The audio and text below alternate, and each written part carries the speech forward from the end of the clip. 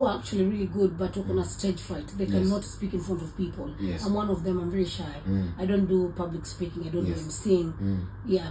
So you're very good. Like whatever you do, behind the mic. Yes. Okay, sawa. Lakini we, utana na watu 10. Woo, can you leave?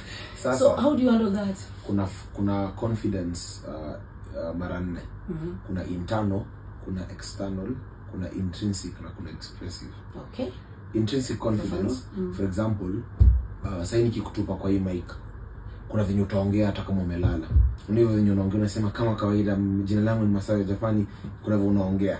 Hiyo ni intrinsic confidence. Intrinsic confidence wewe unakuja na kufanya vitu in a long period of time. So umefanya vitu in a long period of time, na hiyo inakuja na mastery. So umesoma vitabu, umefanya vitu kadhaa, inafanya unakuwa na intrinsic confidence.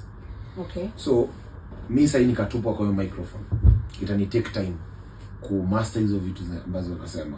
Unaona hata sasa ina struggle kuongea Kiswahili vinyo wewe unazungumza, kwa sababu it's not the language. Yes. Utasemaje? I don't know. Utasemaje? Si lugha. Unajua unaweza hata lugha, unajua lugha yako ya mama. Yes. Lakini hauwezi kusimama mbele ya watu. Sasa intrinsic unaweza kuwa master. Because intrinsic ni about kusoma. Ya pili ni to internal. Internal sasa hiyo ni iko linked na vitu kadhaa kama trauma, background yenye uli grow. Right? So unaweza pata mtu ako intelligent, anapozungumza watu wanamsikiza, lakini ukamtupa mbele ya watu ana panic kwa sababu sasa hiyo si about akili. Intrinsic ni ya brain, your levels of thinking. But internal ya wewe now as a person. Utapata kuna watu nimesikia watu wakisema that wakipatana public figures ama celebrity, o celebrity ako very shy, haizi hata wa engage kwa sababu ile kitu ulimuona akifanya kwa screen hiyo ni intrinsic confidence. But sasa internal ni one on one, ama sometimes mtu akienda, kuna watu na struggle sasa na one on one, wanaweza ongea mbele ya watu 100, but ukimpeleka mbele ya yani wakae na mtu mmoja chini hajui hold your conversation, na mwingine na yeye sasa yeye ukimpeleka mbele ya watu anashtuka. Hiyo anxiety imeletwa na nini? Inakuwa imeletwa na different things. Unapata kama mic huko hiyo. So kuna ulali usiku, the anxiety is hivi.